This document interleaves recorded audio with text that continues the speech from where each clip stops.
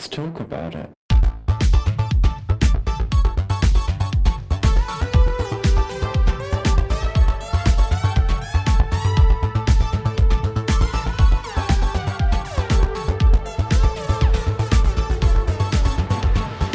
Hello and welcome back to Thicc Radio, the podcast where we talk about gaining, fetism, and everything in its orbit. I'm James. And I'm Tim, so let's get into it. Okay. Today is the day. It's a day that has been coming. It's now here. Now that we finally watched the damn thing. Now that we finally watched this fucking movie. So, listeners, obviously this episode's probably going to be a little bit longer than normal because we are going to be, well, probably mostly me to be fair, but ranting a little bit about this fucking film because it was bad, to say the least. We're going to get into all that.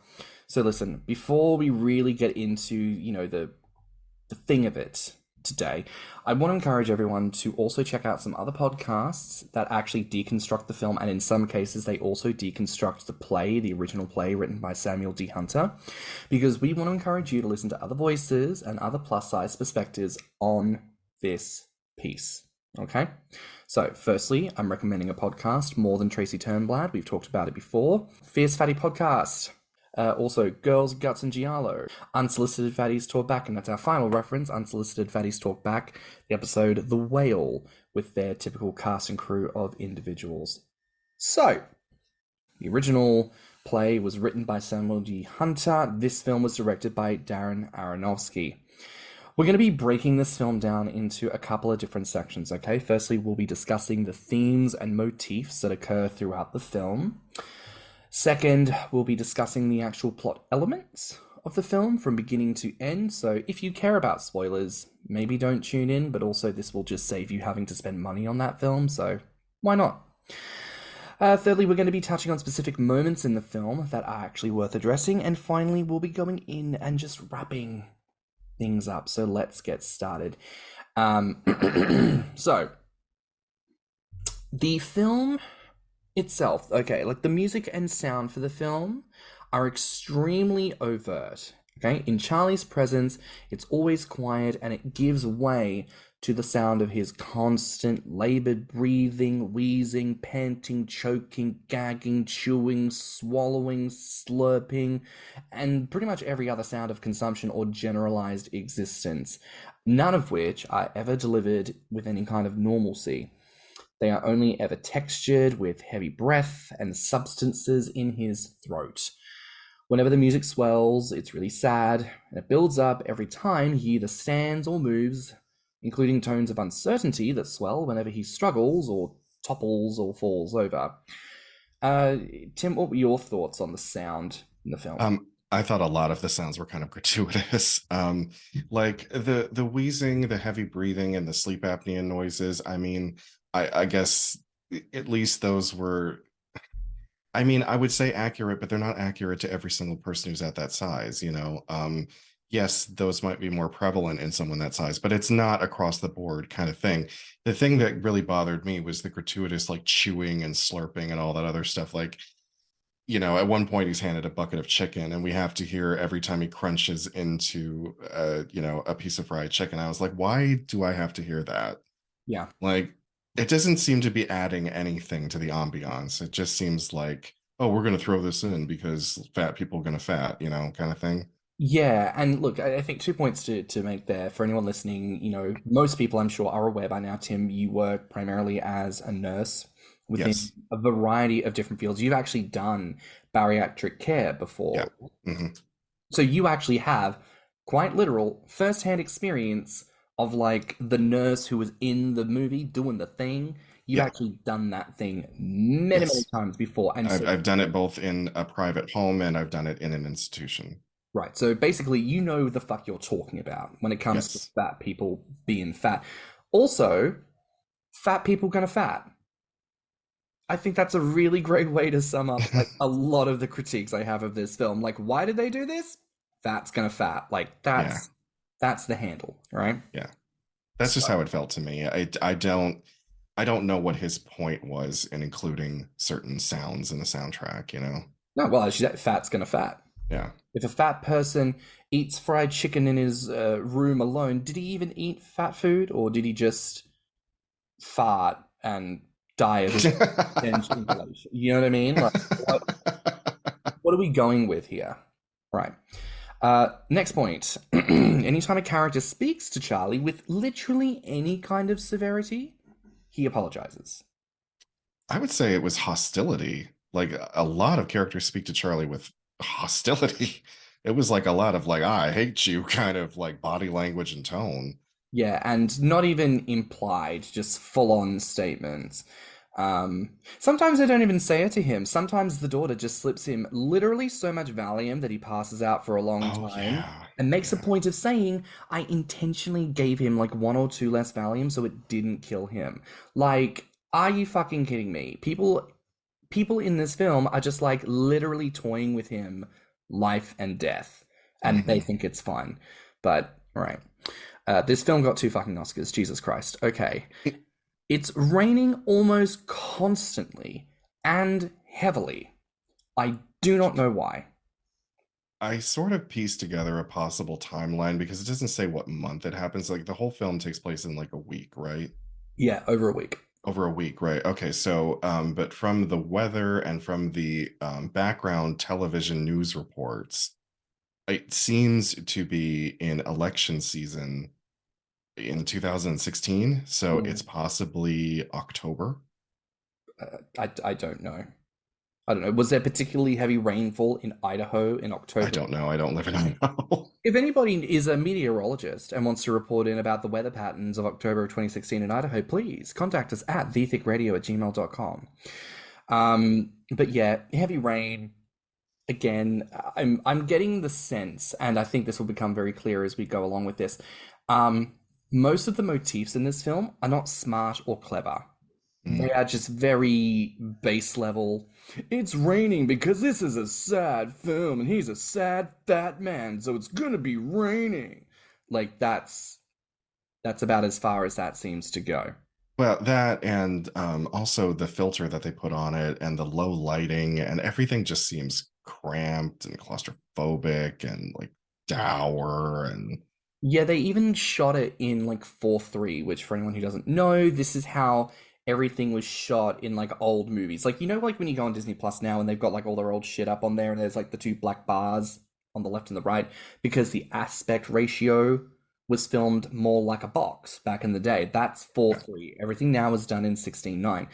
And in an interview, Aronofsky said, "Oh yeah, we did that deliberately to make everything seem more cramped." Mm, And I'm like, that wasn't necessary. That was just not yeah. necessary. Yeah. But since we're talking about those motifs, right? So that's one. Like the fact that because this only plays on in the background, right? And we see like specifically it is like always talking about the election and about Donald Trump, and you see Hmm. Ted Cruz's face. And so I'm like, why is this there? Because everything in film is intentional. I don't know why this is there. And we were sort of discussing this because in the film they constantly go on about how they left he left the family 8 years ago when the daughter was 9. So then I was like, okay, so if this is 2016, he left the family in 2008 and she was born in like 90, 99, 97, whatever that works out to be. And we were Hmm. talking about this, like, was there anything important happening in those years that we can really recall? Not fucking really.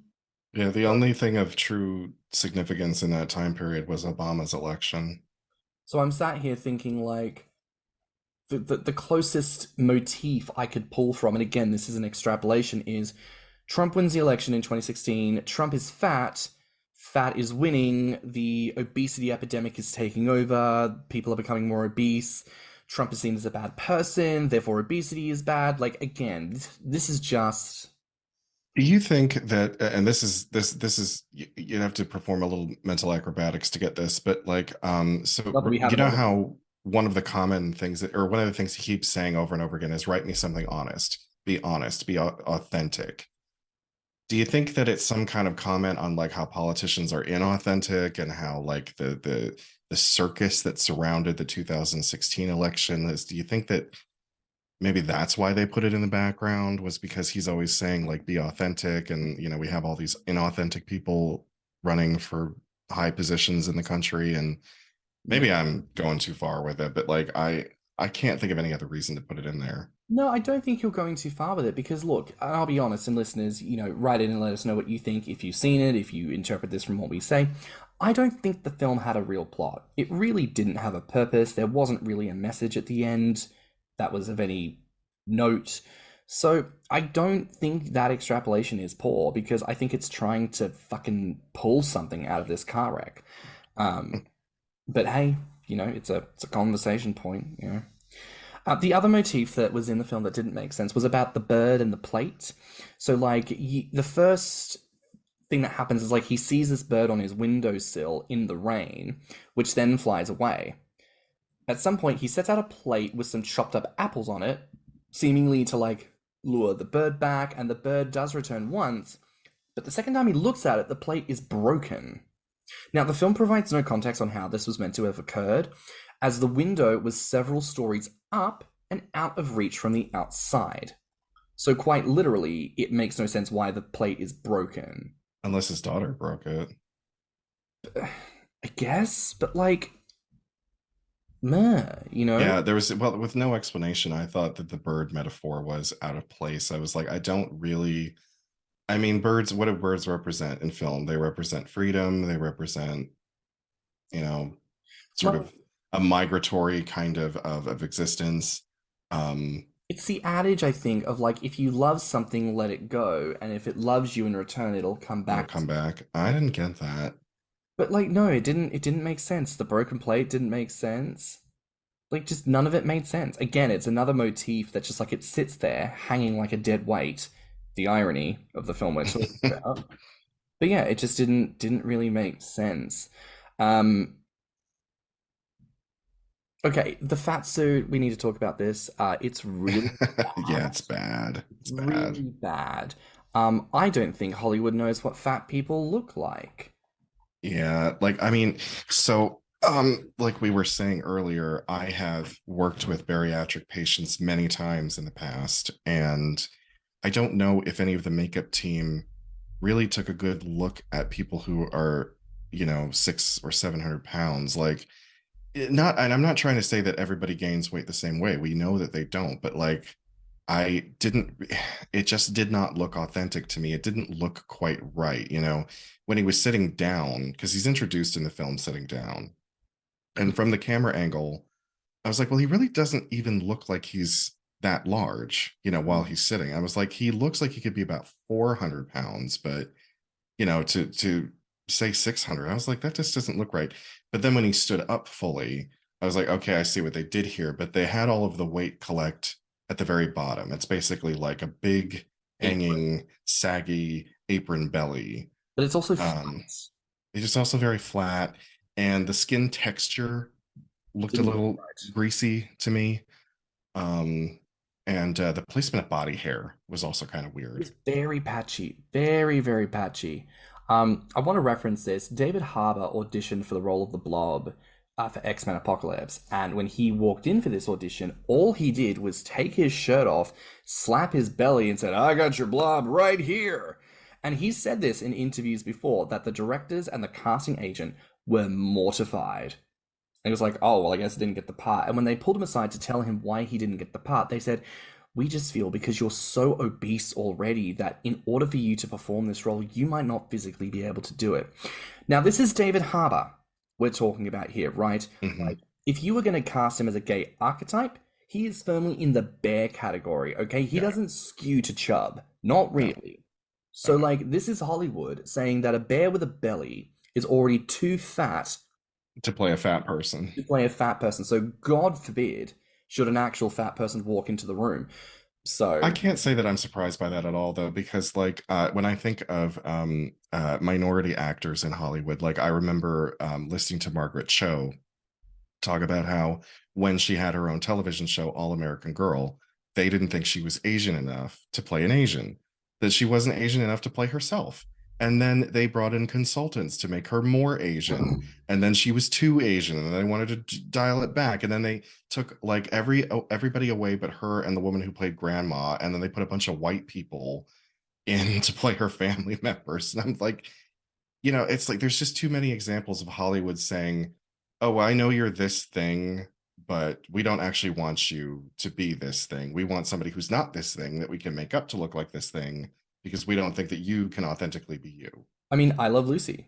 The argument Yeah. by producers was, well, you can't have a Latin man playing your husband. They'll never believe it. And she was like, but I am married to a Latin man. That was her argument. Like, I am married to a Cuban band leader. It is the truth. So it's just that type of thing that honestly I look at and I'm just like, for fuck's sake. One thing I did want to mention here, like how I mentioned with the plate, he doesn't live on the ground floor. He lives on the theoretical second floor, right? Mm-hmm. Now, maybe I'm thinking about this from like my own experiences with like super chubs and gainers that I've met. I don't know bitches who don't live on the ground floor. Like, I don't, and if they don't live on the ground floor, they have elevator access, right? I don't know fat bitches who live up a rickety rattan flight of stairs, personally.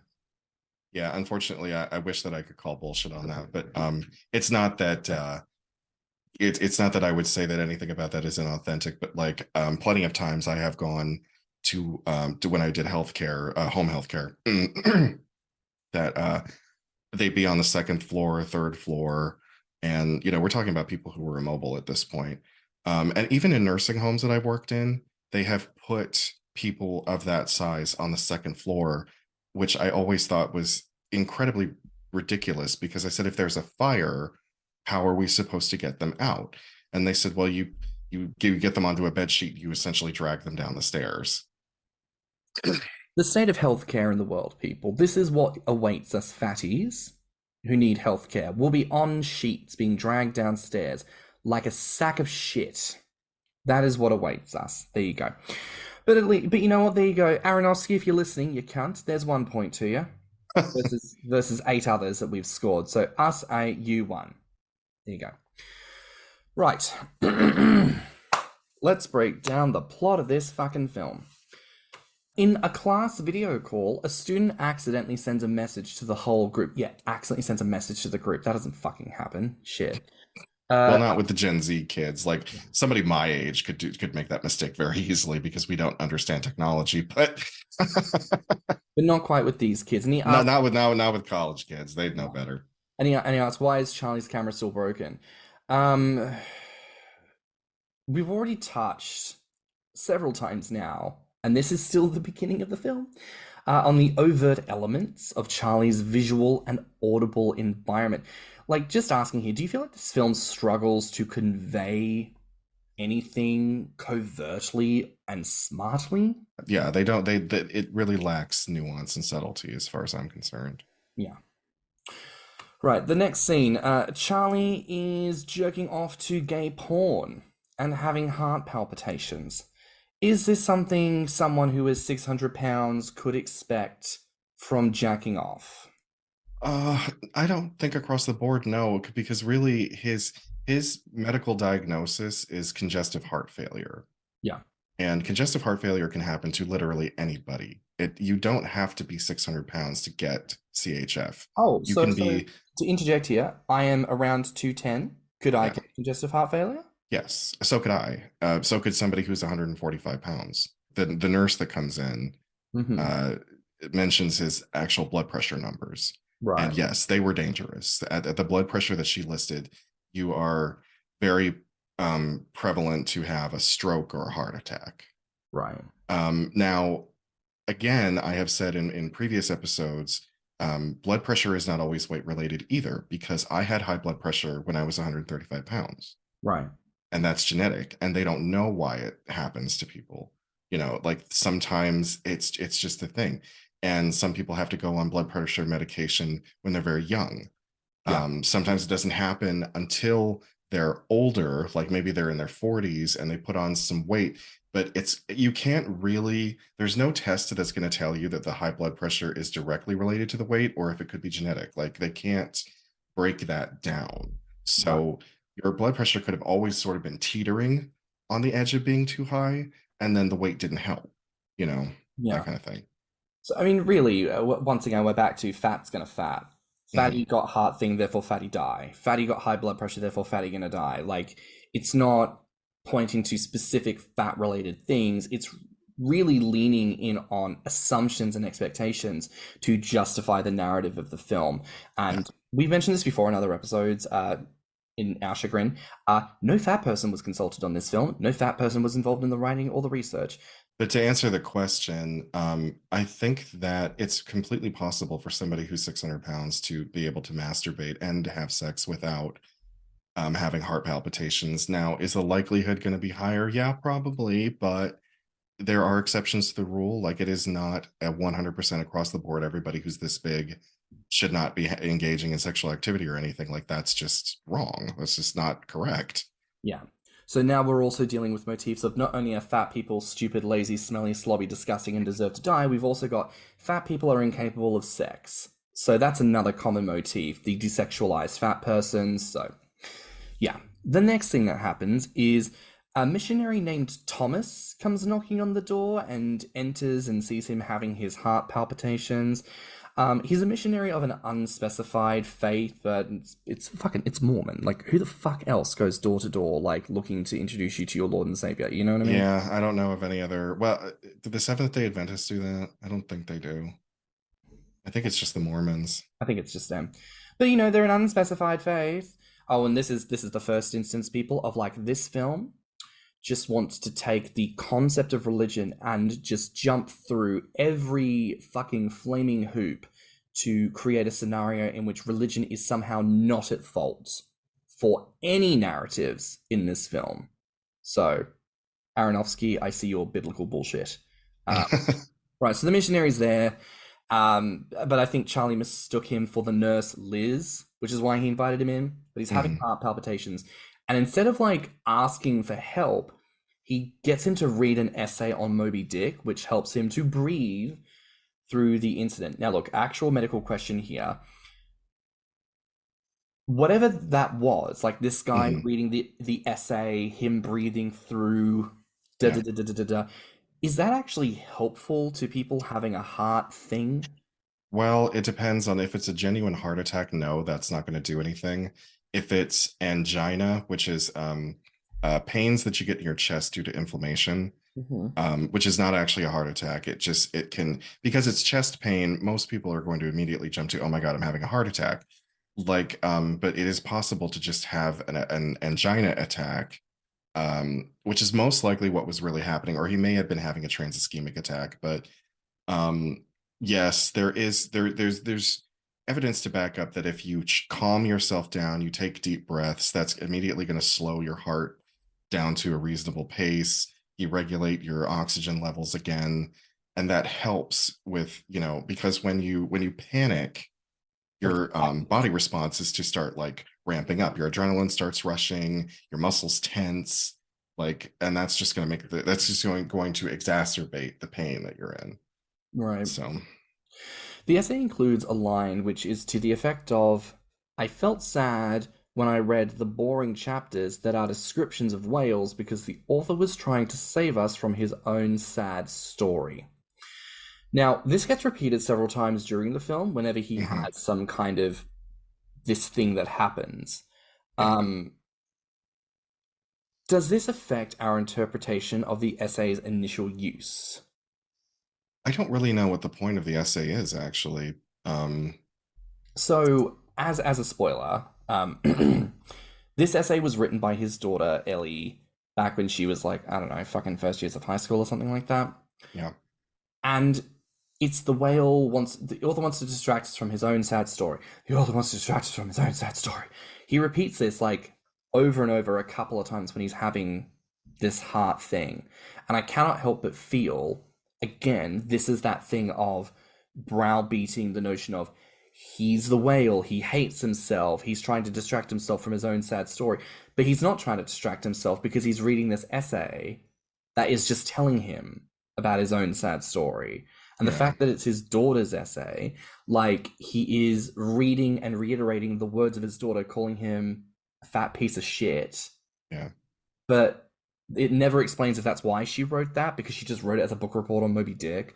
Like, again, weird Well, thing. well, the whole Moby Dick connection, it just, I'm kind of like, why? Because Moby Dick is a book about revenge and like your own undoing because of your obsession. You know, Ahab is so obsessed with Moby Dick that it leads to his death. Yeah. And if you're going to make some kind of connection to say, okay, well, he's Ahab and his daughter is the whale, his obsession with getting back into her life is what I don't understand. Like I think it's too much of a stretch to compare their situation to Moby Dick. Again, I think this is an example of browbeating because it's not clever.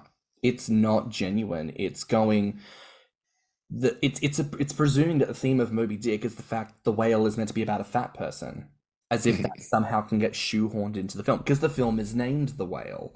Yeah, but he couldn't represent Moby Dick because Moby Dick in the book is an animal that's just trying to protect itself.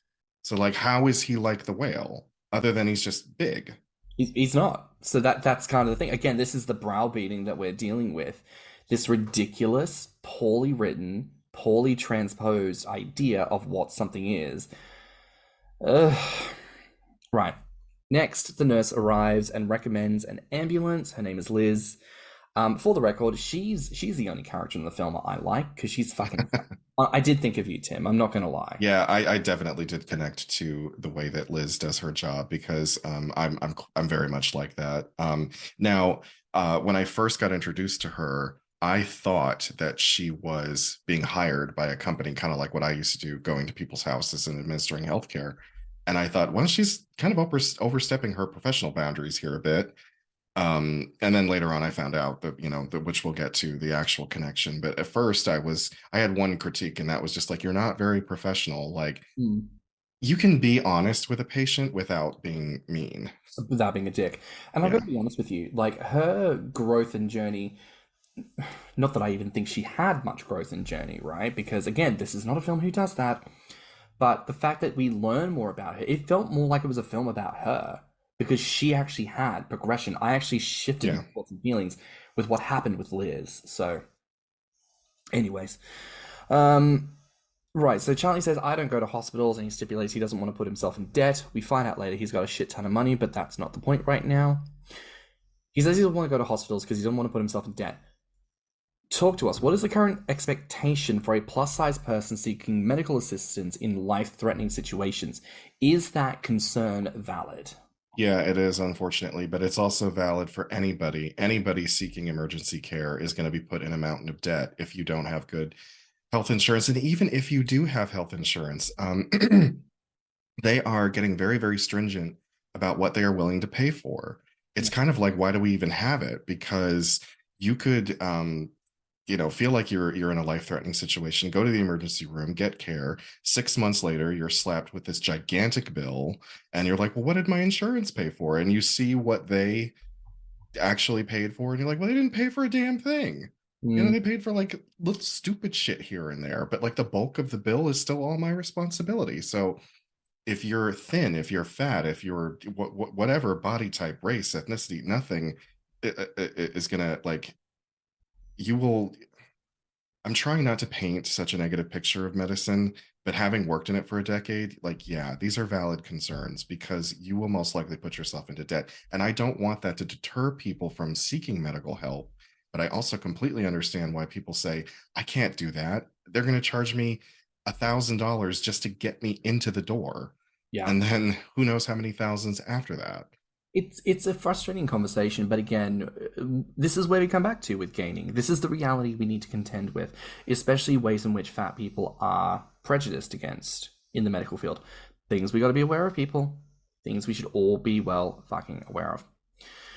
Now, in subsequent scenes, Liz chides Charlie for his weight and his decision not to seek medical intervention, but she also enables his consumption of junk food by bringing it to him and also laughing and joking with him by tickling him. By the end of the film, do you feel like Liz's character and motivations are clear with these choices? You know, after seeing the whole thing and like understanding their connection, I do think that she's an enabler, but I almost understand why she is because it's like she's trying to hold on to something. Yeah. and she doesn't want to make too many waves, and she knows that he's going to do it anyway. If she weren't there, he'd still be ordering junk food. He'd still be ordering pizza and sub sandwiches and everything. Um, She's the closest thing to a friend that he's got, and yeah, yeah, yeah, it's frustrating, but I do see that connection of enabling, and while it's not good, it's also a question of what else can one do. yeah. He probably doesn't receive assistance because he even pays her properly, I'm guessing. He probably receives assistance through whatever menial stuff he gives her. That was the part I was unclear about. Does he pay her? I don't know. I don't remember that being specified. Okay. But, you know, it's a confusing relationship, but honestly, it's cleaner than anything else that goes on in the film. Wait till Yeah. we talk about the pizza delivery driver, kid. That's a fucking ride. Okay. Liz takes his blood pressure, which seems to drive him to eat. Now, we haven't necessarily talked about this yet, but obviously the film kind of infers that part of the reason why he's obese is because he has binge eating disorder. Because again, browbeating. Fat people are stupid, therefore they're stupid enough to get eating disorders because they can't stop themselves from eating, put down the fork fatty, but they don't, therefore eats himself to obesity and then dies. He's in the eating himself to obesity portion. Like, does an eating disorder moment triggered by like having your blood pressure taken make sense? I don't know if I'm qualified enough to speak on that because I didn't have a lot of patience with eating disorders. Right. I can imagine that because, like, from what I have learned a little bit in school and just talking to people, is that binges are usually a trauma response. So if the blood pressure numbers upset him that much, it doesn't seem like too much of a stretch that he would go into a binge because of feeling bad about it. But truthfully, I do not know, and I don't want to step No, on the toes of that because it's such a sensitive subject. I think my Um, suspicion with this situation is regardless of whether or not it's an accurate portrayal of a binge eating disorder, I suspect that they didn't do so. If it is an accurate portrayal, I don't think they did so knowingly because they didn't have anyone involved in the film to advise yeah, on fat related things, on any true. related things. So if it's an accurate portrayal, I think it's entirely incidental. And I don't know, therefore, if any portrayal of that is handled with grace and care. Because there is something to be said as well about fat people with eating disorders and how fat people are often kind of relegated to the sidelines. We care about thin people with anorexia because they might just starve themselves to death. But a fat person with anorexia is a thumbs up. Because that anorexia will apparently make them lose weight. Except it doesn't make them lose weight because that's not how eating disorders Yeah, work. that's not how it works. We'll have an episode on this and it'll be fabulous. We'll get to talk about all this stuff. You actually throw your body goes into quite a bit of trauma if you suddenly do that. Yeah. So now this is a part of the film where it reveals because okay, so like Charlie was married with a wife and a daughter Ellie. He divorces her and leaves the family to be with a male student. He was a college professor, so this is an adult age relationship. It's a queer relationship. This person passes away, and initially it's not explained as to how, but it is kind of inferred through this part of the film that it is Charlie feeling sad that he eats himself to mega obesity because of the passing of his partner, who it turns out is Nurse. That's her brother. So, Yeah. this is where Once that became clear to me, yeah, that was the connection between the two of them, I was like, okay. Because like I think I had just said, I wasn't sure if she was doing this on her own time or if she was being paid by a company. Clearly she's doing this because this is her brother-in-law, and you're doing it. they weren't married, like him and his partner weren't married, but like, his sister sees Charlie as her brother-in-law, and that's why she's willing To do that for to family. come to his apartment during her off time just to check in on him, check his blood pressure, make sure that he's doing okay. Does it reflect existing bias and conflicts of interests in the medical field? In the context of like if she were in if he were in a facility, if this were her, if she was acting in a professional capacity, like on the clock, no, because we're told don't get too attached to patients, because you just don't know what's going to happen and it's not professional. So the only way that she could really do this is on her own time. If she was on the clock, this would be a lot of ethics violations. Yeah. So, oh yay, introduction of the delivery driver. He makes regular appearances in the film through the door. He introduces himself as Dan because the delivery driver, one, needs a name, and two, wants to introduce himself to the dude ordering pizza. Now, I've never worked as a pizza delivery driver, but I exist in the world around people. I barely want to say hello to the bus driver, and I have to resist punching patrons in the face when they are like standing in the way of the train door. I can't envision a world in which any person who works as a delivery driver has to take food to the place of residence of someone and thinks to themselves, I'm going to strike up conversation. I don't see that. I don't. I suppose some people would. I mean, there are some people who are just genuinely like that curious and like, or they're that outgoing. I mean, I don't know any people like that, but I'm sure they must exist. If it were me, no, it would just be a job and I would just follow the instructions. It's like, if you get DoorDash or Uber Eats, like you can specify, leave it at my door. And that's exactly what they'll do. They'll leave it on your door, take a picture to prove that they left it on your door, and then they go. I don't know any of the I mean, yeah, like when you order food through apps, it's always going to tell you the name of the person delivering your food. And this might sound insensitive, but I don't actually care. But you don't actually care. You don't actually care. So I don't believe in a delivery driver who cares enough to like, hi, my name's Dan. I'm delivering your pizza, man. Like, shut up. Shut up. Fuck off. Fuck off. Christ. Anyways. There's a scene that then happens where, like, throughout the film, Ellie starts to see Charlie. She hasn't been telling her mum that she's been seeing her dad, who she hasn't seen in 8 years. Because it was 8 years ago when he left the family to be with a gay man 8 years ago, which occurred in 2008, which was 8 years ago. They cannot stop themselves from, like, Tourette'sing and saying, 8 years ago! It was 8 years!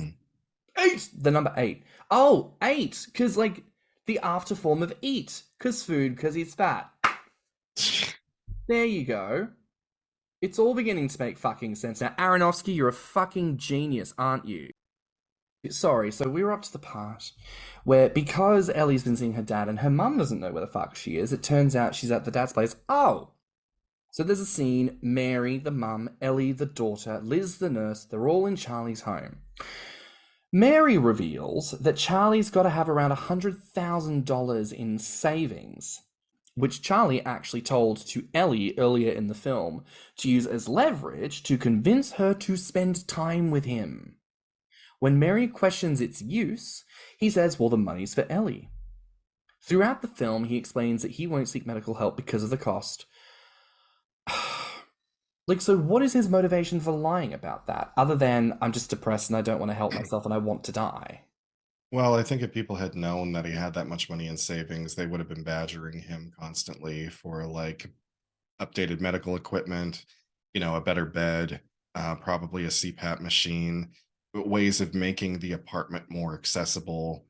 So, I mean, I could sort of see that as a motivation as to, for him lying. Do we have a section where we're going to talk about the daughter specifically, or can I go on a small rant here? Oh, there's going to be a section for it, but please, feel free. This is your moment. Well, Let's talk about Ellie, shall we? when the daughter is introduced, I was like, okay, she's obviously very angry, which I do understand children being angry at their parents and holding on to that anger for years. I get it. Like the psychic baggage that your parents can saddle you with can be lifelong. So like I wasn't surprised that she was going to be that pissed off at him. However, the way that she went about everything and the way that she talked to him, the way the dialogue was written, and like this aggression that she had towards him, this like visceral hatred, I was like, she's kind of a cunt. Like she is not a likable character at all. And I understand that people could argue, oh, well, she's wounded and she's misunderstood and she's had her father out of her life for all these years. So of course she's going to be this hostile. And I'm like, I don't know, man. Like I know people who got a lot of baggage with their parents, but they don't talk to them that way. No, as someone who is the product of divorce, and I think a lot of kids of divorce have said this, it's like when your parents finally do the thing, you're very happy because you know that they were miserable assholes. And now that they're separated, they might be nice people again. I don't know anyone who is so torn up about the concept of divorce that I mean, they can go, "Where you got divorced, and I hate you for it. You did the right decision for you, and I think you're a bad person for doing that." Except, and we'll cover this in the episode, that's exactly what this film is trying to propose. The fact that he would dare to leave his wife and daughter to be happy and be with a man who he was clearly queer and clearly in love with, he's a bad person for having done that. This is also going to tie into the whole religious theme of this fucking film. It's when he mentions, well, sorry, when the whole $100,000 things comes out, Liz actually gets very upset, and this is the only moment in the film that actually made me feel something. I'm not going to lie to you. She says that weeks prior, during a snowstorm, her car broke down and she had to get Charlie's groceries for him on foot. Charlie tries to justify attempting to offer her money to fix her car, but she rebuts that she believed he only had $700 to his name and didn't want to bankrupt him. Why does Charlie not seem to care that Liz has been personally affected? And why does he only care about Ellie? Again, maybe it's that stretching, the cord of connection back to Moby Dick thing again. Like Ahab's obsessed with the whale, he's obsessed with his daughter. But knowing that Liz is practically his sister-in-law and he doesn't do anything to help her help him, just it really like that's such a dick thing to do. Yeah. Again, I think the logic that is being applied here is that he's fat and helpless and, is a bad person because he's fat, because fat people are bad people. Again, the browbeating of this film. But when you think about it in like a logical human concept and context, it doesn't fucking work. Like, I don't get that. And I think that's why we don't get it, because it's poorly fucking written, because Darren Aronofsky is shit. Anyways, so from the time Ellie's introduced, her whole storyline is about her anger issues, but the references made in the film don't really make sense. She's angry because her dad left when she was 8, which is more than half of her life prior, but acts out by slashing the teacher's tires on their car, and trying to create issues for Thomas, the missionary, by manipulating him into smoking weed and admitting that he stole money from his church, from which she then tracks down his family and church, and then sends them the photos and voice clips of this information. Do her issues indicate something beyond anger? Yeah, I thought she was a sociopath. Yeah, I was like, this is not, I'm sorry, but this is not just anger management problems. This is a whole nother level. Because angry people may say horrible shit and may threaten to do horrible shit, but they won't actually do it because they still have a moral compass. Some of the fights that me and my late husband used to get into, like, you wouldn't believe some of the vile stuff that I was able to say to him, but I didn't, that was stuff that was said in anger and I didn't mean it, and I would have never intentionally hurt him because I still have a moral compass. The fact that she is willing to beat up other kids and bully and intimidate them and like attack the teacher and then try to ruin someone's life by taking his image and voice recording without permission and sending it, like, that's sociopath stuff. On top of this, Charlie is then informed that she's done this, and his response is, "Whoa, Ellie's a good person with a good heart." Like, why? And again, I think they're trying to browbeat that connection of he's obsessed with his daughter, like Ahab was obsessed with the whale, and this will ultimately lead to his undoing. But it doesn't, like, it's not a good comparison. No, it's really not a good comparison. I would almost, I introduced you to Kill Bill. I would say that has more in common with Moby Dick than this film does. Yeah, no, I'd absolutely agree with that. This film has nothing in common with anything good. It's got more in common with The Room than it does, but The Room at least. You actually sat through that piece of shit? Yeah, I did. And you know what? I would watch The Room 1,000 times and watch this ever again. Wow, that's, yeah. My God. Oh, hi, Mark. I did not hit her. I did not. Anyways. As his wife, Mary, leaves, Charlie cries out and says, I need to know that I have done one thing right with my life. Which they use in all the trailers to indicate an emotional moment in the film. Like, what is the one correct thing he's trying to do? Build a relationship with his daughter? I'm assuming he means the one correct thing is making sure that she will be provided for on top of everything. And I would like to take a minute here to let the listeners know that I don't have an issue with Brendan Fraser being in this film, and I don't have an issue with his acting. Like, he was good. Brendan Fraser is a good actor, and I think that he did really well with what he was given. The problem that I have with the film is, all this stuff that we're complaining about. But I don't have any problem with Brendan Fraser. I'm glad to see him back on the big screen. I hope that this leads to, he just won an Oscar for this movie, so I hope that that means that he's going to go through the Renaissance or whatever they're calling it. I think that's great. I just really don't like what this film stood for. Yeah, the problem is, this line is theoretically the line that linchpins the entire reason he won this Oscar. And I don't know why he said it. Do we have a section where we talk about the ex-wife? Probably.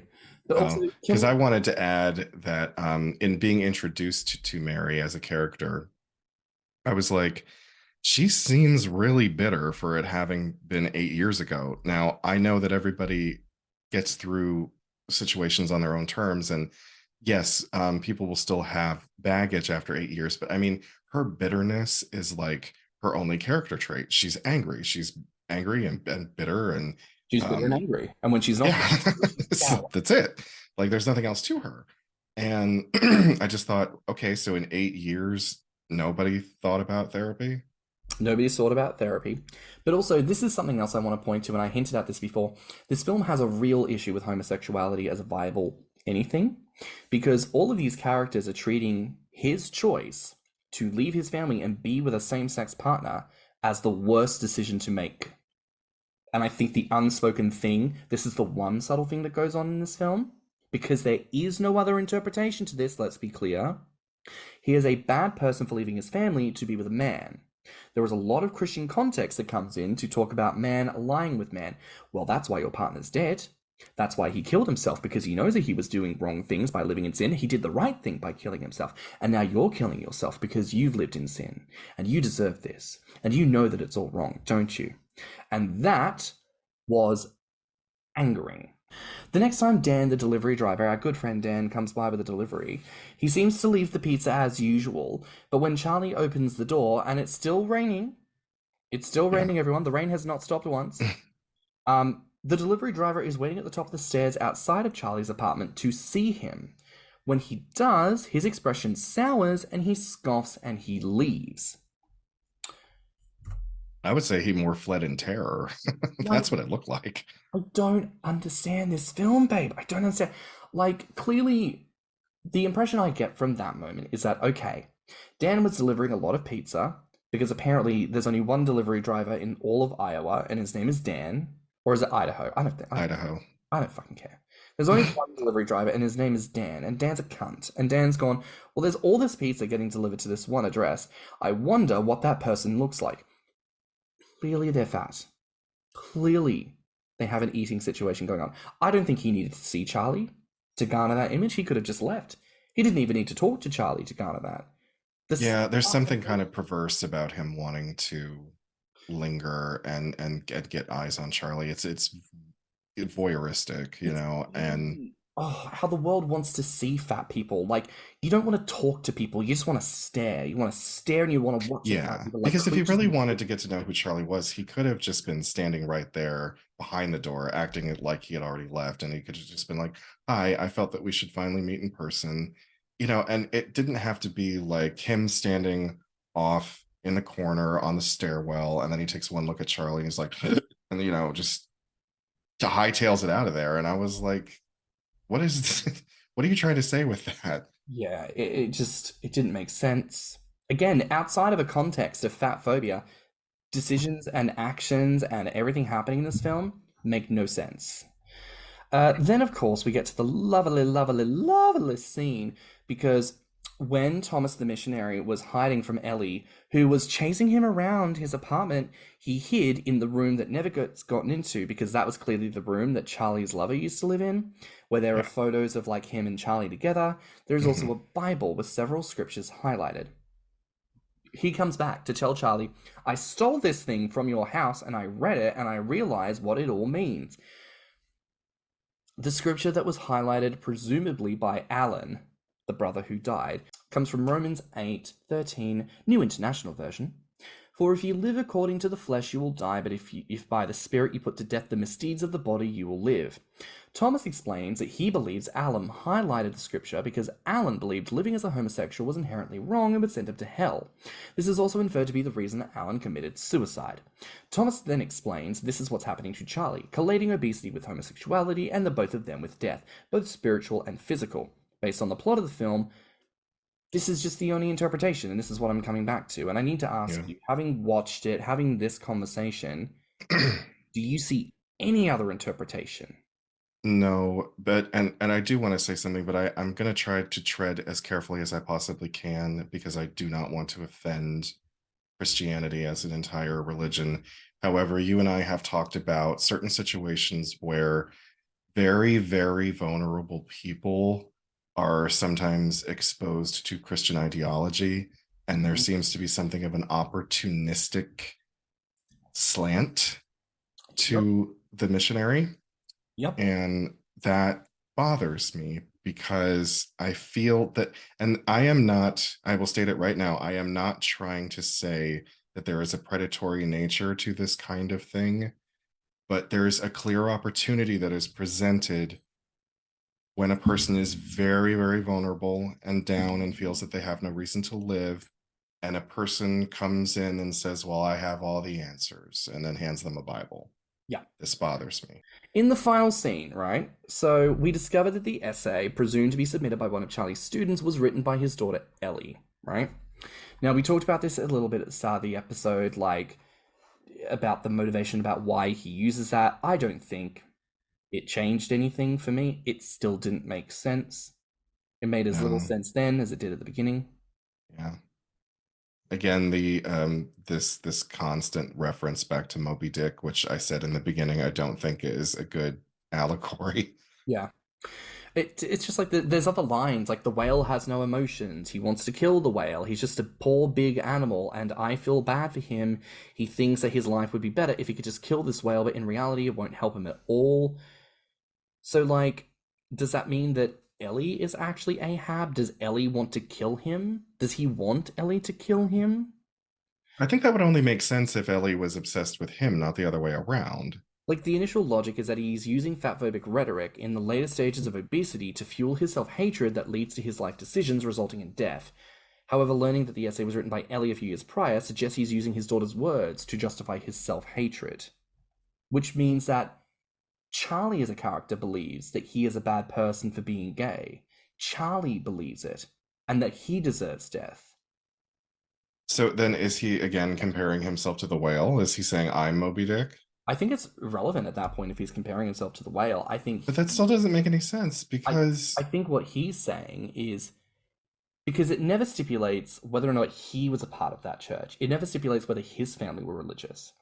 But the tone that I get from this part at the ending of the film is that he believes he is a sinner and a bad person for leaving his good Christian family for his disgusting same sex partner, which means, and to be clear here, everything that we've spoken about so far, we haven't even touched on the fact that not one person consoles him for the fact that his partner died. Not yeah, nobody says, no one says anything about it. In fact, they almost seem as if they're kind of like, except ignore. for Liz, they're like good. Yeah, Yeah, like he's dead. Good. Like that. Oh, yeah. that's how I feel about every other character besides Liz. Once again, this is a film that concerns itself with the idea that homosexuality is bad, fat is as bad as homosexuality, everything that happens is deserved and correct, which is why there is no narrative shift. This is why nothing changes. It is just a story of watching him die over the course of a week, and nothing changes because the film narrative stipulates he deserves death. This is a fucked film.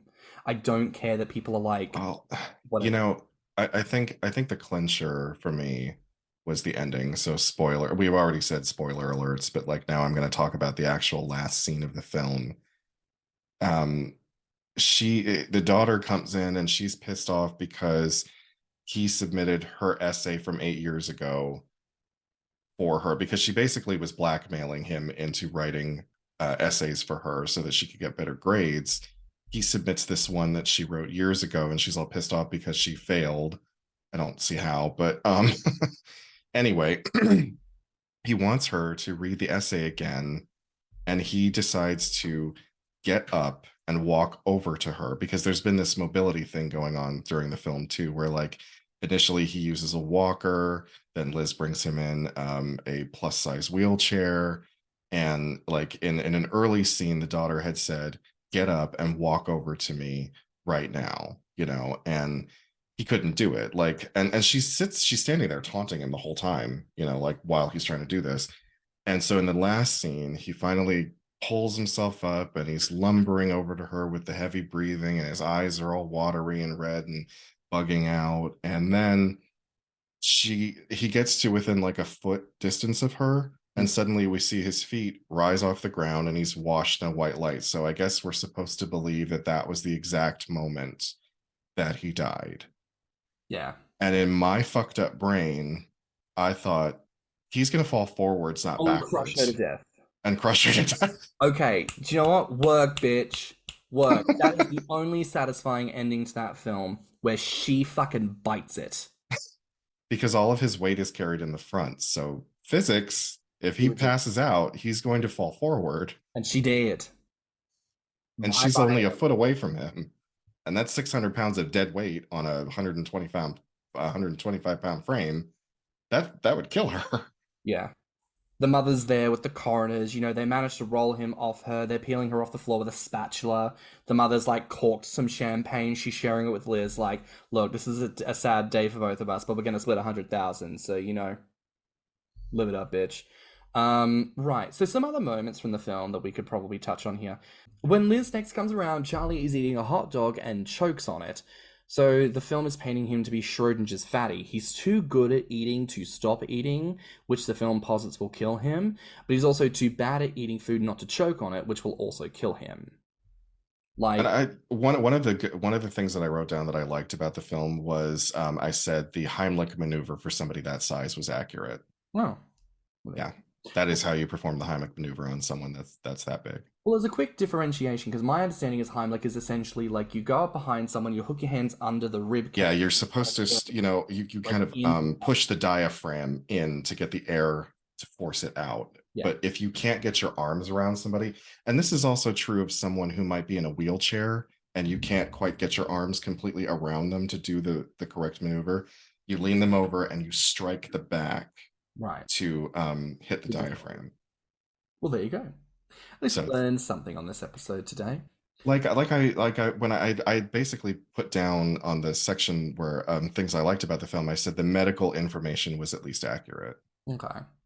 Oh, this was a good one. When Ellie comes back to collect the essay that Charlie wrote for her, she refers to Walt Whitman as a sad faggot. Yeah. I love that we're giving permission for just abject homophobia in this film. Like, it's great. This is exactly what I want out of a cinematic masterpiece. Well, and then his reaction to her saying that, was like, that would actually make an interesting essay. It's like, you're kind of rewarding your daughter's shitty comment here. Like, she makes a really nasty comment that's very homophobic, and rather than even saying something like, we don't really say that, that's not, and of course she's using the word faggot because she's speaking to her father and she knows that her father left the family for a man. Like, this was a very intentional jibe at him. And he just takes it. He just said, "Yes, mummy, I'll have another, please." Like, it's fucking, like, she'd slit his throat with a knife. He'd say, "Oh, daughter of mine, thank you ever so much. I needed that, please, another on the other side." Like, fuck, dude. When she's with the Mormon, I don't know what the fuck he is. When she's with the missionary Thomas, she says, "What's more surprising, that a gay guy has a daughter or that someone found his penis?" That was just a fatphobic remark. Yeah. Now, in the Girls Guts and Giallo episode with Caleb Luna, says that while Charlie is grieving, he's never approached about his grief, either in the movie or in the play, right? Hmm. So it's like, again, we kind of touched on this. Based on how this film has shaken down, with the amount of like intention that's gone in this, do you feel like that was intentional that they didn't do that, or that that was a simple mistake on their part?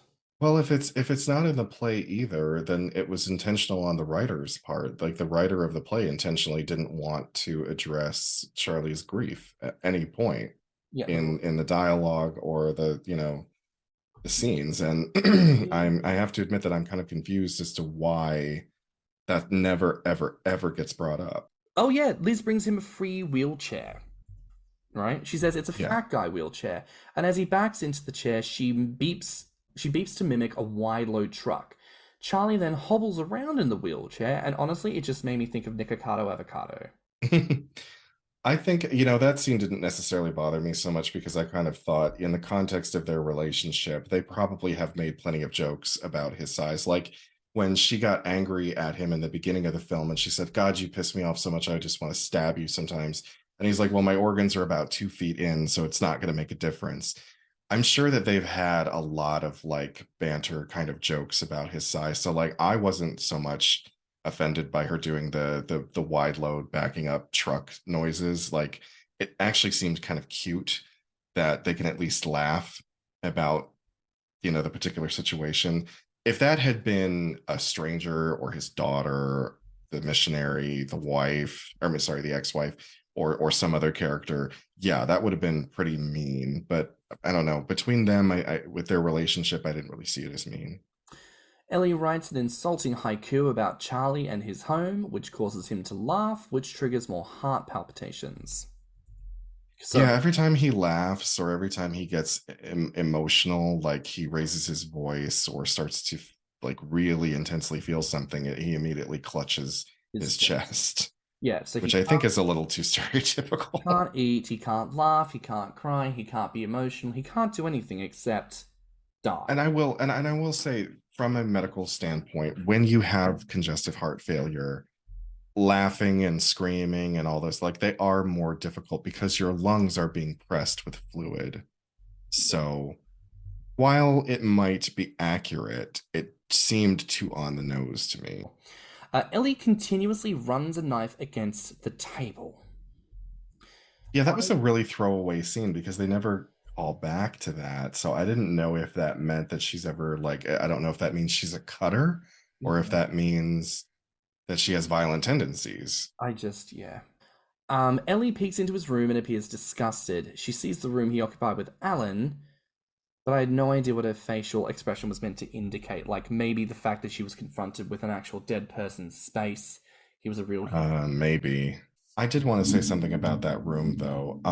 I do think so like it's been seen before that when someone experiences that trauma of loss, it's not unusual for the room or something that was a part of that person to remain completely untouched. Oh yeah, There are many instances of people kind of constructing a shrine and or tomb of to that the person. person that they've lost, and like that room is pristine. It's the only like clean room in the whole apartment, but it's also covered in layers of dust.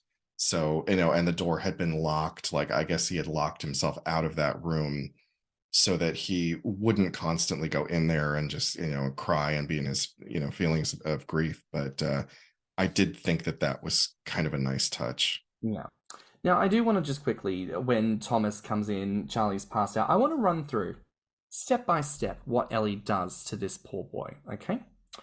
She manipulates Thomas into staying by threatening to put all the remaining Ambien into the water to kill Charlie. She jokes that Charlie wants to have sex with him. She then threatens to call the police and say that Thomas raped her if he doesn't smoke weed with her. She takes photos of Thomas smoking weed and then says she's going to masturbate to the photo. She then says she's just fucking with him and tells him to lighten up. She then asks Thomas if he's attracted to her. She then makes him smoke more weed and she inches closer. She then reveals that she knows New Life Church doesn't do missionary stuff anymore and chases him into the bathroom, where he admits all the stuff, but then she records all that on her phone and then sends it to the family in church. Also, When Mary comes in and is talking to Charlie about her, she quite literally says she's evil. Yeah, that's what cemented, like, I think, because I was thinking, I think his daughter's a sociopath, and then the mom comes in, she's like, she's evil. I'm like, well, if your own mama is saying that there's something wrong with you, Then it's bad. like, She also shows Charlie a post that Ellie put of him on Facebook saying there'll be a grease fire in hell when he starts to burn. yeah, again with this extremely abusive language from his daughter, and when he sees that, he doesn't even, I mean, yes, he reacts, like you can see in his eyes that he reacts, but he keeps his tone even, and he's just like, oh, yeah, she has the right to feel what she feels. It's ridiculous. Now, I need to eat my words here, which is ridiculous because Charlie ate everything else in the film. Um, there is one line. Mary says, "I never got to say that I'm sorry," in reference to Alan. Oh yeah, and yeah. It's the one line. It's the one line, Mhm. and that doesn't make up That's for it. That's really all Alan gets, except for the backstory when Liz explains to the missionary kid, like, that he killed himself. Alan's situation. Yeah. Oh yeah. After the Dan the pizza guy scoffs and leaves, he goes on another binge thing and sends a message to his class saying, "Fuck the readings, just write me something honest." He then goes and squirts mayonnaise on his pizza. He then makes a crisp sandwich and puts what looks like jam on top, eats this, and then vomits into the trash.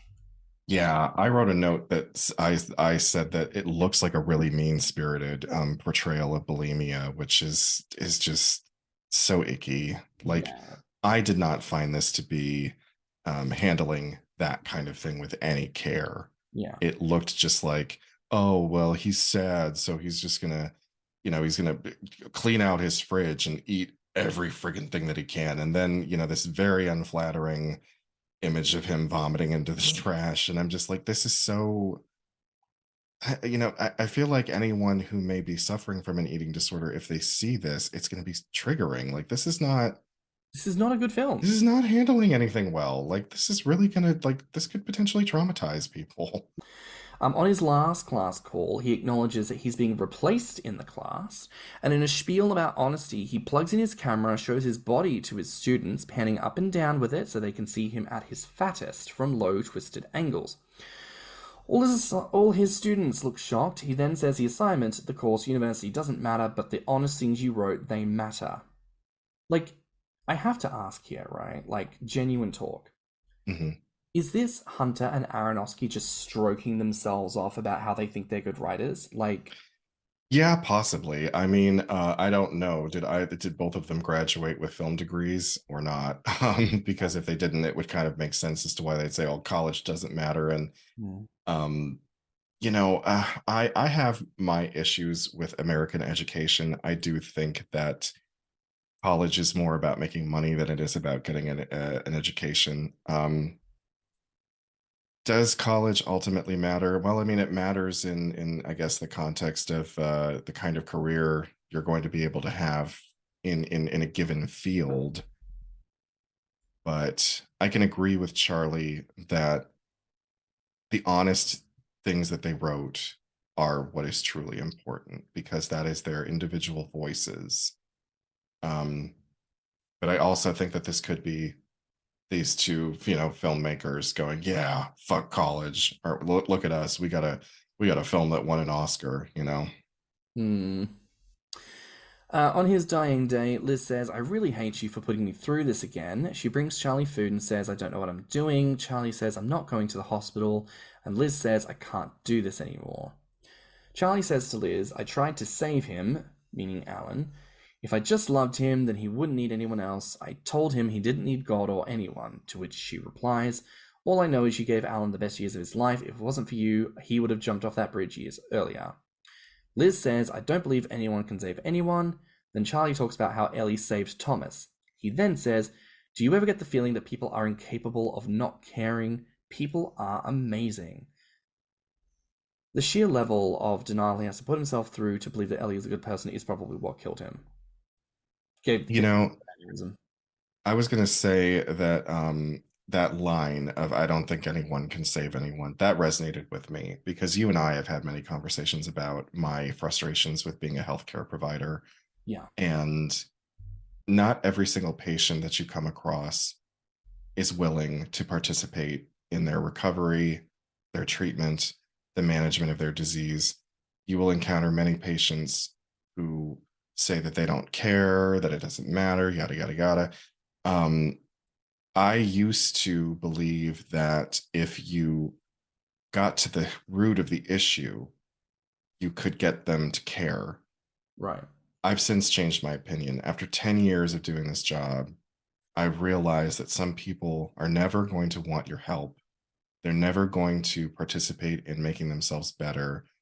This is just who they are. Right. And I don't walk into any situation thinking that a person can be saved from that situation anymore. Like, I get it. It's a burnout that happens with healthcare people. And it's not a fun realization to come to, but that really stuck with me. This idea of I don't think anyone can save anyone. In the end, if a person wants to save themselves, they will. If they don't want to save themselves, they won't. Charlie confesses to Ellie that while he was in love, he's so sorry that he left her behind, that she doesn't deserve that, and that she's beautiful and amazing, and that her essay is amazing. He says, "This essay is you, and you are the best thing I've ever done." Which is such an incredible way to shit on his partner who killed himself. Yeah. Uh, Especially if she's supposed to be the best thing he ever did. I'd be like, oh, that is not saying much. yeah. We're nearing the end of this. We're in our final section here. What is your ultimate take on Liz the nurse? Like, what do you give her out of 10? You know, I do think that she was one of the more realistically written characters. And of course, I saw myself in that because, you know, the first moment that she's introduced, she comes in, she's brought him food, she admonishes him a little bit over something. He goes off into the bathroom. She immediately cracks the window and sparks up a cigarette. Like, oh, go look, it's me. Um, but I can appreciate I felt that Liz was more grounded than the other characters in the film. I was like, this is a real healthcare worker who is also friends with this person. You know, she's medically trained. She's got the smarts. She knows what's going to happen to him, but she still loves this man. She still sees this man as her brother-in-law. So there are plenty of things that she's going to overlook, sidestep, or enable because out of love. Yeah. And I was like, that's real. A lot of the other characters that were in this film, I don't think they acted like real people. No, because that was going to be my next question. Do you feel like any of the other characters make sense? And honestly, I don't think they do. No. I don't think. I don't think Charlie acts like a real person. I don't think Mary, the ex-wife, acts like a real person. Ellie is like, I have known people like Ellie, but those are people that you avoid. Yeah. Thomas, I don't know what Thomas's purpose was. Like, I almost feel after seeing the whole thing, like he could have been left out. I really feel Thomas the missionary is kind of the most superfluous character. Even Dan, who we only see physically once, you know, I don't like how his character was portrayed, but at the same time, like, okay, at least that seems to be grounded in some sense of reality. Whereas Thomas is the one outlier that, like, I don't get this kid's point of being in this film. In an interview about the creation of the play, Hunter says the idea for making him obese came from this idea that I wanted to put both of the characters in the play and the audience at a distance at the very beginning. So, you know, the lights come up and you see this man, and I think a large section of the audience, not everybody, but a large section of the audience has been sort of culturally trained to put him at arm's length and to judge him and reject him to a certain degree. And this sort of experiment of the play was over the course of an hour and 50 minutes, can that distance be decreased? So that if the audience is starting from here, is it a more profound journey if they start from here and then really come to empathize with him and identify with him despite his weight? Do you think it translates to the film? Because I don't. I don't think I relate to Charlie, because what are you relating to? Yeah, that I was gonna, you know, like I suppose some people will empathize, but everything that happens around Charlie, you know, the other characters that are introduced, the dialogue that they say to him, it's like how and his reaction to everything. I'm like, how is this building sympathy? Because what he's really doing is like making himself a doormat. Yeah. How am I like? Why should we sympathize with the doormat? Especially because the cultural idea is that fat people are bad. You're not presenting anything challenging, you're just presenting what society already believes to be the truth. Which is also why, again, a film created this poorly has won Oscars because people don't know to challenge those ideas because they just presume that it's correct. So, what I mentioned before about the whole gay fat thing, this came up in the Girls, Guts, and Giallo episode, right? Caleb Luna actually follows up to this point and says thin people imagine becoming fat people as their worst nightmare. And I do feel that that is perhaps the only point that this film portrays. That to be obese is a horror unimaginable. Now, having done some research on both the writers and directors' careers, Hunter has written several plays and written and produced a television series called Baskets, though none of his other work seems to circle back to a theme of obesity. Similar, Aronofsky's film credits include Requiem for a Dream, Black Swan, and Noah. We mentioned these before. All of these have like a high religious, surreal... Well, not all of them. Like Black Swan and Requiem don't, but everything since Black Swan has had a real religious slant to everything he does. Do you feel like those motivations come across in this film? Because like I don't get a surreal feel from this film. I just get sad, angry, bad. The only thing that was surreal was the moment he died. Yeah, that's about the only weird moment. Everything else that you could suggest was surreal. The plate with the apples we mentioned in the beginning, taking place during the Trump election era, the raining all the time. None of that is portrayed as surreal. It just looks like that's the environment that it's happening in. Yeah. Now, I will say there was the Movie Bears podcast episode. That was another one for people to listen to. One of the hosts says that there is a clear feeling of disgust from other characters. The guest on that episode, Don Marshall, who's one of the co-hosts of the Big Fat Gay podcast, he asks them, what do they want from the audience? What is he drawing from? And honestly, like that question actually hit me because I had to question myself. What does he want from the audience? And I don't know because I don't think that's clear. I think it's ambiguity leading towards people's sympathy. Not rooted in reality, but rooted in assumption and expectation on obesity, period. Yeah. It's like it's almost as if it's a sad fairy tale. Yeah. Like one of those, like, you know what? Like a Greek fable. It's like not a fairy tale, but a fable or a, what is the other word? Parable. A learning story. Mm-hmm. Now, Hunter received a GLAAD Media Award for the original play. The awards are given out for outstanding representations of the LGBT queer community and the issues that affect their lives. Do you think this award should be rescinded?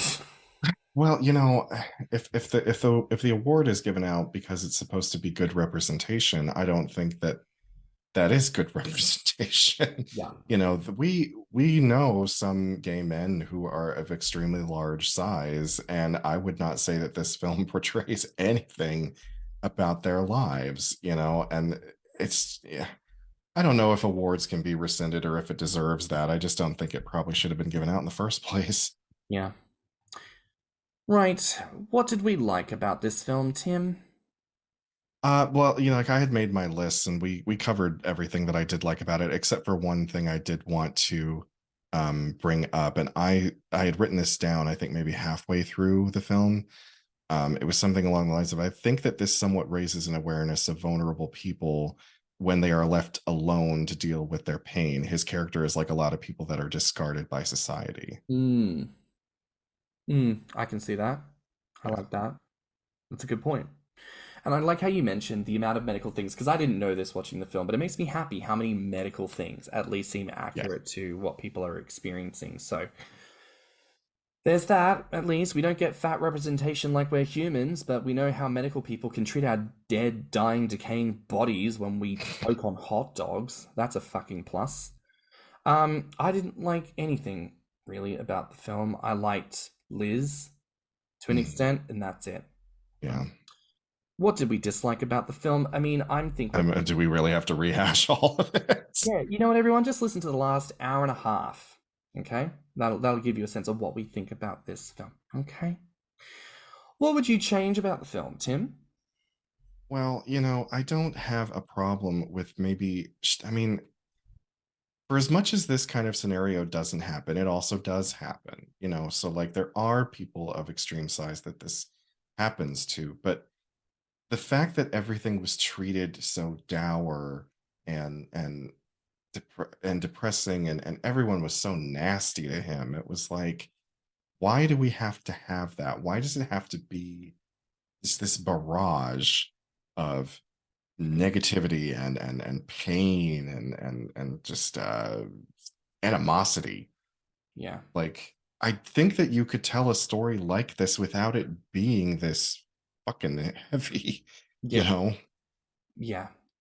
Uh, I'm not going to bother saying what I change about this film because I would never put it on. I would never put it on. I think if the source material was so poor from the very fucking beginning, then it was always going to be like this. It was always going to be trash. It was always going to be terrible. And I just wouldn't bother putting it on. Yeah.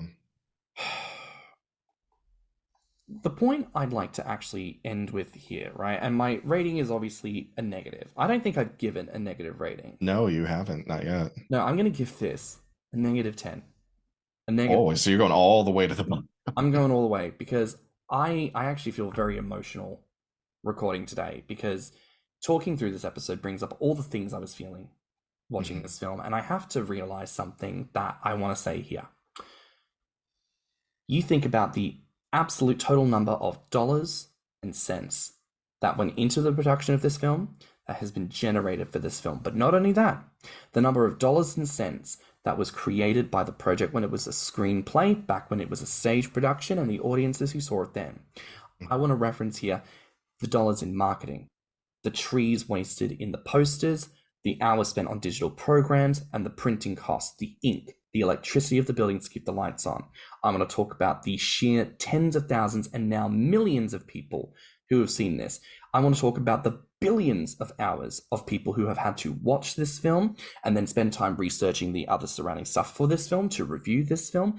I want to talk about every single thing that exists in reality because of this film is rooted in one faggot and the fact that they did not want to deal with their internalized fat phobia.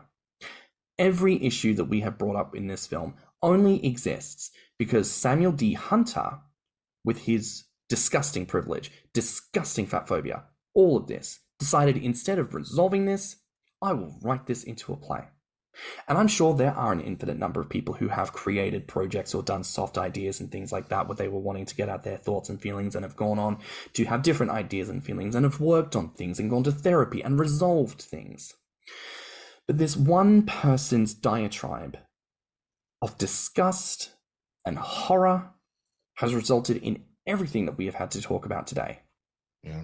And I want to focus on this right here at the end because this is the outworking of one person's hatred, one person's fucking bullshit.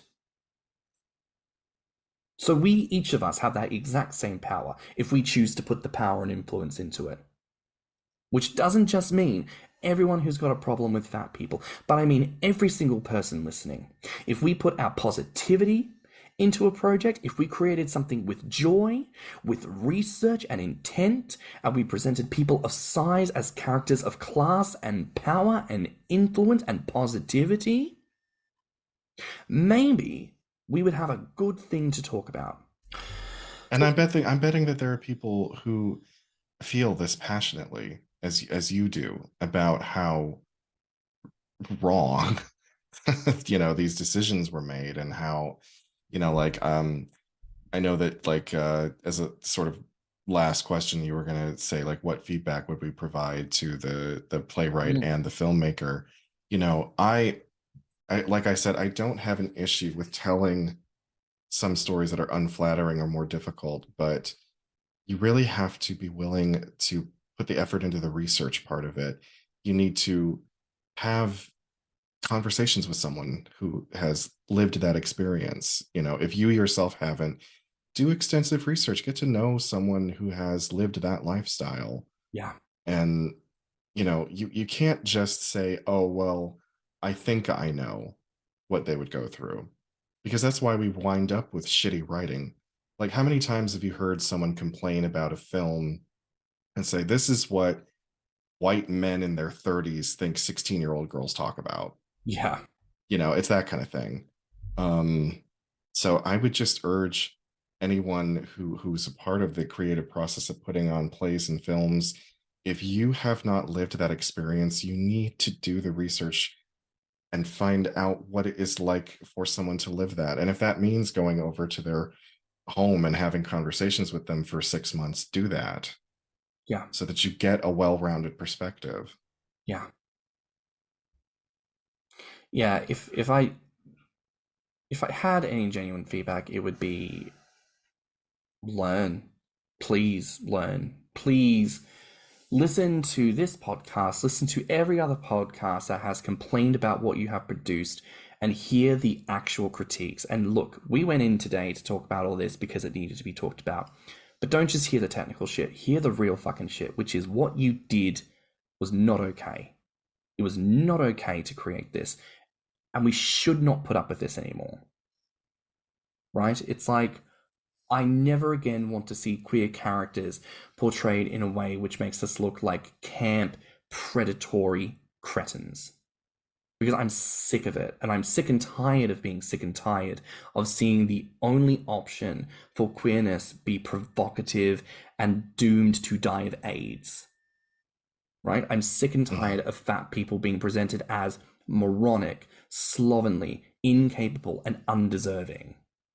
You just sparked something in me with that comment. Do you think, okay, so like, you remember, because we've talked about this before too, how like a lot of queer media seems to be looking backwards, and they're talking about a lot of stories that happened during the HIV epidemic, and like we're seeing a lot of TV shows and movies that are bringing all of that back, and how the queer community is like, look, we don't need to keep having these melodramas where we watch our characters get a disease and die. Yeah. So do you think that heterosexual people, and this is where it's going to get kind of tricky because the actual writer of the play is gay, but Darren Aronofsky is not. So like I kind of feel like this may start some bizarre trend where instead of having our queer characters dying from disease, now it's going to be our queer characters have something else wrong with them, like Yeah. what society deems incorrect. Like, oh, he might not have AIDS, but he look at him, he's huge. Like, obviously, that's not a good thing. Or he might not have a disease that's killing him, but he's got a horrible drug addiction. Like, that's not gonna go anywhere good. That kind of bullshit. And again, we come back to the point, a film is not just a film.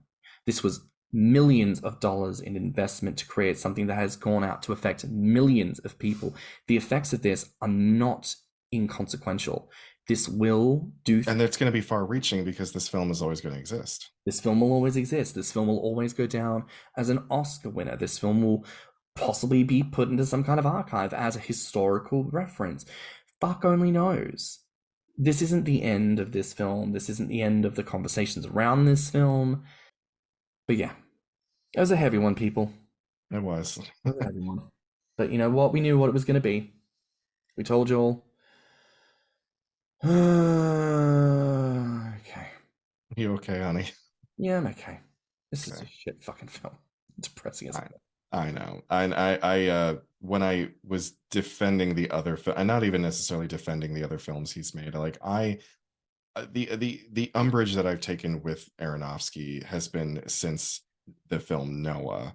It's like it's a little too much of the heavy-handed religious rhetoric in his films, because like I said, I thought that Requiem was one of the most like just in your face honest portrayals of substance abuse. Yeah. And I thought Black Swan was a great story about a mental breakdown, but ever since Noah, I can't stand his movies either. Yeah. What star rating do you give it out of 10? I'm just gonna land in the middle at 0. 0? Yeah, because even though, like I said, I did enjoy the character of Liz, I had issues with Liz too, here and there. So like, though she was the most grounded character, I don't think that she could save the film. Yeah. And I'm at a -10, so I suppose that's an average of a -5, and I think that still makes it the worst film that we reviewed to date. So yeah, there you go. Thanks everyone for joining us today and bearing with us through that. Please remember to like and subscribe, rate us 5 stars, and leave us a good review. If you liked this episode, or the podcast, or just us in general, share it with your friends and encourage them to tune in. You can find me on Instagram and beefyfrat at stannnum. And you can find me on Instagram, Twitter, YouTube, TikTok, and beefyfrat at thiccymouse. You can also look us up on TikTok at Thicc Radio or at our website at www.podpage.com/thiccradio. If you want to submit a voice note, you can reach us at anchor.fm/thiccradio/message. And if you have any questions or ideas for episodes, you can reach us at thiccradio@gmail.com. So until next time, bye, Fats. Bye, Fats. Let's talk about it.